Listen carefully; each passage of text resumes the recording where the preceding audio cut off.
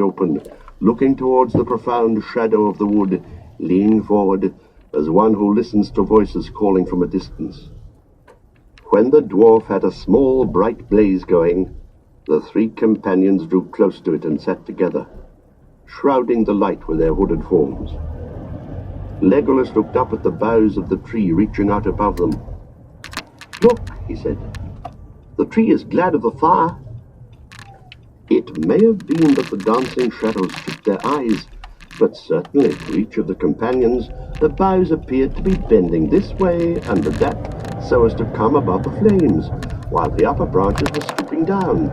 The brown leaves now stood out stiff and rubbed together like many cold, cracked hands taking comfort in the warmth.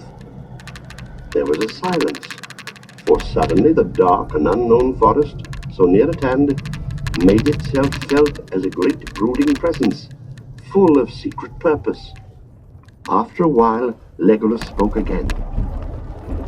"Celeborn warned us not to go far into Fangorn," he said. "Do you know why, Aragorn? What are the fables of the forest that Boromir had heard?" "I've heard many tales in Gondor and elsewhere," said Aragorn. "But if it weren't for the words of Celeborn, I should deem them only fables that men have made as true knowledge fades.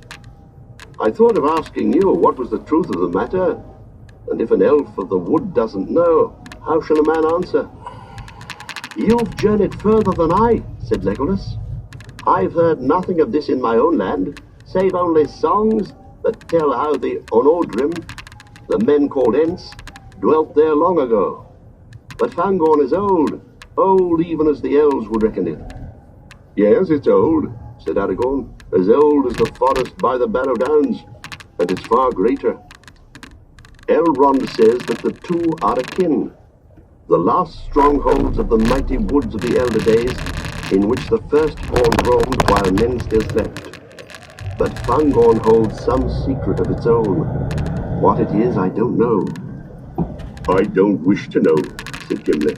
"Let nothing that dwells in Fangorn be troubled on my account." They now drew lots for the watches, and the lot for the first watch fell to Gimli.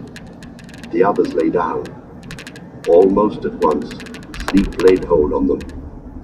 "Gimli," said Aragorn drowsily, "remember, it's perilous to cut bough or twig from a living tree in Fangorn, but don't stray far in search of dead wood. Let the fire die, rather. Call me at need." With that he fell asleep. Legolas already lay motionless, his fair hands folded upon his breast, his eyes unclosed, blending living night and deep dream, as is the way with elves. Gimli sat hunched by the fire, running his thumb thoughtfully along the edge of his axe. The tree rustled. There was no other sound. Suddenly Gimli looked up, and there, just on the edge of the firelight, stood an old bent man, leaning on a staff, and wrapped in a great cloak. His wide-brimmed hat was pulled down over his eyes. Gimli sprang up, too amazed for the moment to cry out, though at once the thought flashed into his mind that Saruman had caught them. Both Aragorn and Legolas, aroused by his sudden movement, sat up and stared. The old man didn't speak or make a sign. "Well, father, what can we do for you?" said Aragorn, leaping to his feet. "Come and be warm if you're cold."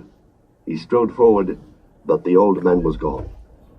There was no trace of him to be found near at hand, and they didn't dare to wander far. The moon had set, and the night was very dark. Suddenly Legolas gave a cry. "The horses! The horses!" The horses were gone. They dragged their pickets and disappeared. For some time the three companions stood still and silent, troubled by this new stroke of ill fortune. They were under the eaves of Fangorn, and endless leagues lay between them and the men of Rohan, their only friends in this wide and dangerous land. As they stood, it seemed to them that they heard, far off in the night, the sound of horses whinnying and neighing. Then all was quiet again, except for the cold rustle of the wind. "Well, they're gone," said Aragorn at last. "We can't find them or catch them, so that if they don't return of their own free will, we must do without. We started on our own feet, and we have those still. Feet, said Gimli.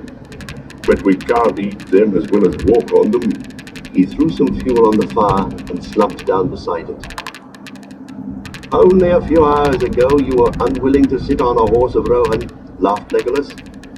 But you'll make a rider yet. It seems unlikely that I shall have the chance, said Gimli. If you wish to know what I think, he began again after a while, I think it was Saruman. Who else? Remember the words of Eomer. He walks about like an old man hooded and cloaked. Those were the words. He's gone off with our horses, or scared them away, and here we are. There's more trouble coming to us, mark my words. I mark them, said Aragorn, but I marked also that this old man had a hat, not a hood. Still, I don't doubt that you guess right, and that we're in peril here by night or day. Yet in the meantime, there is nothing that we can do but rest while we may. I'll watch for a while now, Gimli. I've more need of thought than of sleep. The night passed slowly. Legolas followed Aragorn, and Gimli followed Legolas, and their watches wore away. But nothing happened. The old man didn't appear again, and the horses did not return.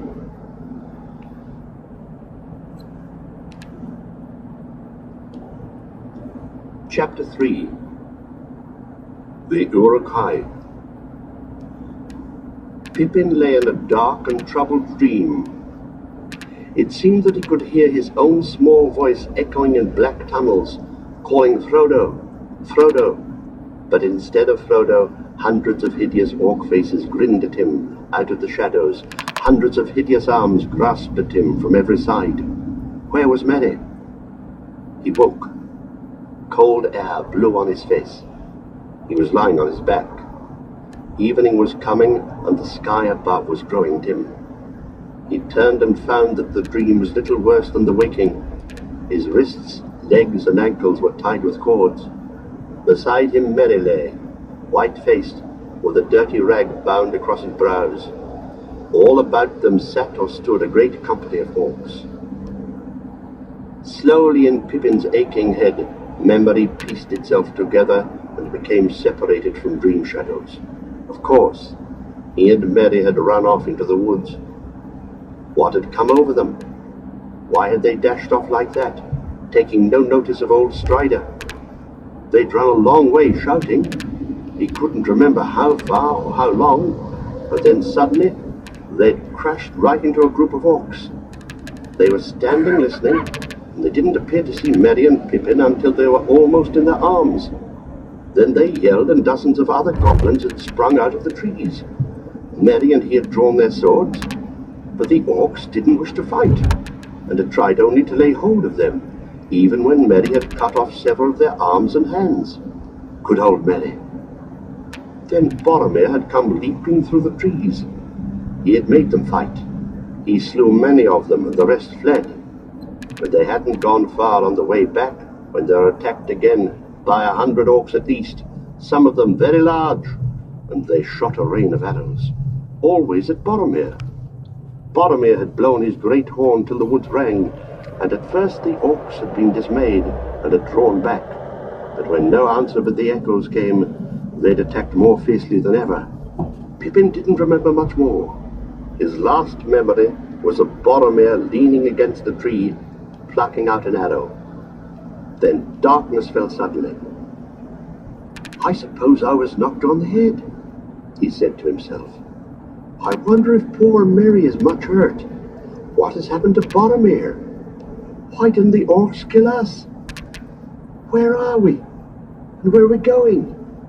He couldn't answer the questions. He felt cold and sick. I wish Gandalf had never persuaded Elrond to let us come, he thought. What good have I been? Just a nuisance, a passenger, a piece of luggage. And now I've been stolen, and I'm just a piece of luggage for the orcs. I hope Strider or someone will come and claim us.